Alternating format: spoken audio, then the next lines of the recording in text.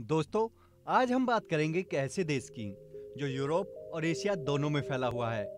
जिस देश में दुनिया की सबसे ज्यादा मस्जिदें मौजूद हैं और इस देश की 99% पॉपुलेशन मुस्लिम होने के बावजूद ये एक सेक्युलर कंट्री है जो दुनिया में इकलौता उदाहरण है। अब आप समझ ही गए होंगे हम कौन सी कंट्री की बात कर रहे हैं। आज हम आपको लेके चलेंगे तुर्की के शानदार सफर पर। तो दोस्तों, आगे बढ़ने से पहले हमारे चैनल को सब्सक्राइब कर दीजिए जिससे आगे भी आपको हमारे वीडियोस की अपडेट मिलती रहे। तुर्की यूरेशिया का देश है जिसका 97% हिस्सा एशिया और मात्र 3% हिस्सा ही यूरोप में आता है। इसके बावजूद भी इसको यूरोप में काउंट किया जाता है। दरअसल तुर्की के सबसे बड़े शहर इस्तांबुल में बॉस्फोरस नाम की नदी है जो यूरोप और एशिया को डिवाइड करती है। बॉस्फोरस नदी का एक पुल है जो यूरोप और एशिया को जोड़ता है। ये पुल आधा यूरोप और आधा एशिया में है।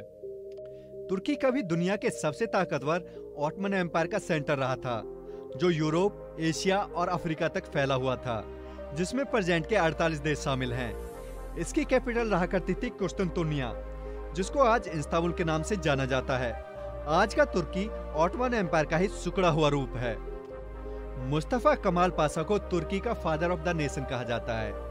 सन 1923 में उन्होंने खलीफा के पद को समाप्त करके लोकतंत्र की स्थापना की। उन्हीं के कारण ही तुर्की आज इतना पावरफुल और एडवांस्ड कंट्री है। वो काफी मॉडर्न विचारों वाले इंसान थे। उनको ही तुर्की के इतने प्रोग्रेसिव होने का क्रेडिट भी दिया जाता है। दोस्तों, तुर्की के शहर इस्तांबुल में 2 एयरपोर्ट्स हैं, जिनमें से एक का यूज यूरोप जाने वाली फ्लाइट्स के लिए किया जाता है और दूसरे का एशिया जाने वाली फ्लाइट्स के लिए किया जाता है। तुर्की सरकार इस्तांबुल में तीसरे एयरपोर्ट का भी कंस्ट्रक्शन कर रही है। यह सिटी इस मामले में दुनिया में सबसे हटके है। बहुत से लोगों को लगता है कि इस्तांबुल तुर्की की कैपिटल सिटी है, बट ये सही नहीं है। अंकारा तुर्की की कैपिटल सिटी है और इस्तांबुल तुर्की की सबसे बड़ी सिटी है और ये यूरोप और एशिया दोनों में शामिल है। तुर्की की फिजाओं में प्यार घुला हुआ है, इसलिए ही तो तुर्की में कॉलेज में आते आते ही लगभग 90% लोग रिलेशनशिप में होते हैं। तुर्की के एक सर्वे के अकॉर्डिंग तुर्की के लोगों को 1-2 बार नहीं बल्कि 3 बार सच्चा प्यार होता है। हिंदी फिल्मों में तो बताया जाता है कि सच्चा प्यार लाइफ में बस एक बार होता है, जो कि तुर्की के लोगों के अकॉर्डिंग रॉन्ग थ्योरी है। आपका क्या मानना है? क्या प्यार सिर्फ एक बार होता है या बार बार हो सकता है? दोस्तों, हमको लगता है कि हम इंडियन मोल भाव में दुनिया में सबसे आगे हैं, बट ऐसा नहीं है। तुर्की इस मामले में दुनिया में सबसे आगे है। तुर्की में अगर आपको कोई दुकानदार किसी चीज की कीमत 1000 रुपए बताए तो वो सौदा 200 से 300 रुपए में बन सकता है। ये बात हम आपको इसलिए बता रहे हैं ताकि अगर आप तुर्की में जाएं तो आपको कोई उल्लू ना बना सके। इस्तांबुल की सेंट्रल मार्केट दुनिया की सबसे पुरानी और सबसे बड़ी मार्केट्स में से है। यहाँ 64 गलियां, 4000 दुकानें और 25,000 लोग काम करते हैं। ये 15वीं शताब्दी में ऑटमन एम्पायर द्वारा बनाई गई थी। तो दोस्तों, अगर कभी आप तुर्की घूमने जाएं तो सेंट्रल मार्केट जरूर होकर आना। जीडीपी के हिसाब से तुर्की दुनिया की 17वीं सबसे बड़ी अर्थव्यवस्था है। तुर्की की करेंसी है टर्किश लीरा। एक टर्किश लीरा कीमत होती है 10 भारतीय रुपयों के बराबर। दोस्तों, तुर्की के लोग फेसबुक के दीवाने हैं। तुर्की में दुनिया के तीसरे सबसे ज्यादा फेसबुक यूजर रहते हैं। पहले नंबर पर अमेरिका है और दूसरे नंबर पर ब्रिटेन है। अगर बात दीवानगी की ही चली है तो तुर्क लोग चाय के इस कदर दीवाने हैं कि एक तुर्क एक दिन में कम से कम 10 चाय पी जाता है। ये लोग ब्लैक टी पीना पसंद करते हैं। एक और मजेदार बात, ये लोग टी को भारत की तरह चाय बोलते हैं, तो हम उनको चाय होलिक कह सकते हैं। इसके अलावा तुर्की के रास्ते ही यूरोप में कॉफी गई थी, तो आप कह सकते हैं कि तुर्की ने ही यूरोप को कॉफी का स्वाद भी दिया है। इसके अलावा तुर्की का बियर मार्केट दुनिया का 12वां सबसे बड़ा बियर मार्केट है।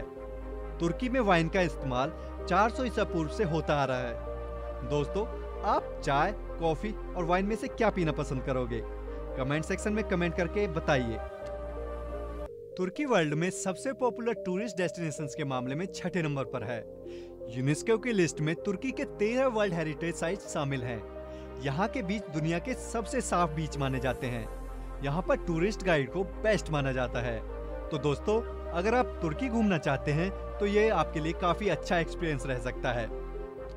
बच्चे सेंटा क्लॉज का वेट क्रिसमस डे पर बहुत बेसब्री से करते हैं। क्या आपको पता है कि सेंटा क्लॉज का जन्म कहाँ हुआ था? सेंटा क्लॉज और सेंट निकोलस का जन्म तुर्की में हुआ था। सेंटा क्लॉज ने तुर्की के पताराव में 3री शताब्दी में जन्म लिया था। दुनिया में इंसानों द्वारा बनाया गया पहला चर्च तुर्की में ही है। इसे केव चर्च या सेंट पीटर्स चर्च कहते हैं, जो 1098 से 1268 ईस्वी के बीच बनाया गया था। अगर आप तुर्की जाएं तो सेंट पीटर्स चर्च को अपनी विजिटिंग लिस्ट में जरूर रखें। और तुर्की में 82,693 से भी ज्यादा मस्जिदें हैं, जो इसे दुनिया में सबसे ज्यादा मस्जिदों वाला देश बनाती हैं। इसके अलावा तुर्की के लोग एक अंधविश्वास करते हैं। तुर्की में बच्चों के पैदा होने पर उनके पूरे शरीर पर नमक लेपटा जाता है। इसे सॉल्टिंग कहते हैं। माना जाता है कि इससे बच्चे को हर बुरी नजर से दूर रखा जाता है। आपको सबसे डेंजरस प्रोफेशन कौन सा लगता है? पत्रकारिता तो उसमें नहीं होगा, बट तुर्की में पत्रकारिता करना ठीक नहीं है, क्योंकि किसी भी देश के मुकाबले तुर्की में सबसे ज्यादा पत्रकारों को बंदी बनाया जाता है। बट मुझे भी कभी कभी लगता है जैसी हमारी मीडिया की हालत हो चुकी है, हमारी मीडिया को भी कुछ सेंसरशिप की जरूरत है। आपको क्या लगता है इस बारे में? तुर्की के कुछ फैक्ट सीधे इंडिया से जुड़े हुए हैं। जैसे तुर्की में चिड़िया को हिंदी कहा जाता है। तुर्कों का मानना है कि चिड़िया हिंदुस्तान में पैदा हुई थी। और भारत के महान क्रांतिकारी रामप्रसाद बिस्मिल के सम्मान में तुर्की के एक जिले का नाम बिस्मिल है, जो दियारबाकिर प्रांत में स्थित है, जिसको सन 1936 में राष्ट्रपति कमाल पाशा ने रामप्रसाद बिस्मिल को डेडिकेट किया था। अगर आपने नार्निया मूवी देखी है तो उसमें असलान नाम का शेर होता है। यह किरदार भी तुर्की से ही लिया गया है, क्योंकि शेर के लिए तुर्की में असलान शब्द का प्रयोग किया जाता है।